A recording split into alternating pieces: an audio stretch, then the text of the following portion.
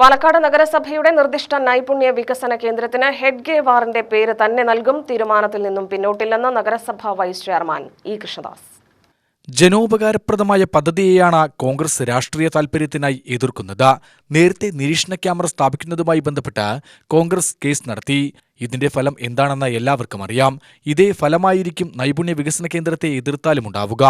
ജനാധിപത്യ രാജ്യത്ത് പ്രതിഷേധങ്ങളുണ്ടാവും. പദ്ധതിയുമായി മുന്നോട്ട് തന്നെ പോകുമെന്നും പേരുമാറ്റാനോ പദ്ധതി പ്രവർത്തനത്തിൽ നിന്ന് പിന്മാറാനോ ആരുടെയും ഭീഷണിക്ക് വഴങ്ങാനോ തയ്യാറല്ലെന്നും ഇ കൃഷ്ണദാസ് പറഞ്ഞു. അവരെ വെല്ലുവിളിക്കുകയാണ്.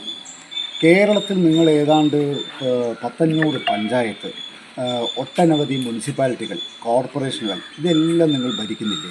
ഈ കേരളത്തിൽ എവിടെയെങ്കിലും ഭിന്നശേഷിക്കാർക്ക് വേണ്ടിയിട്ട് ഒരു നൈപുണ്യ വികസന കേന്ദ്രം, അവരുടെ ഭാവി ജീവിതത്തിന് ഉതകുന്ന വിധത്തിലുള്ള ഒരു പരിശീലനം നൽകുന്ന ഒരു കേന്ദ്രം നിങ്ങൾക്ക് എവിടെയെങ്കിലും തുടങ്ങാൻ സാധിച്ചതായിട്ട് നിങ്ങൾക്ക് പറയാൻ സാധിക്കും?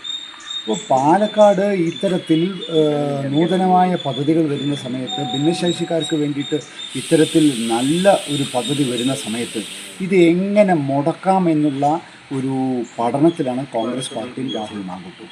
അല്പമെങ്കിലും നാണമുണ്ടെങ്കിൽ സത്യത്തിൽ ഈ ഭിന്നശേഷി കുടുംബക്കാരോട് മാപ്പ് പറയുകയാണ് രാഹുൽ മാങ്കൂട്ടും സന്ദീപ് വാര്യരും ചെയ്യുന്നത്.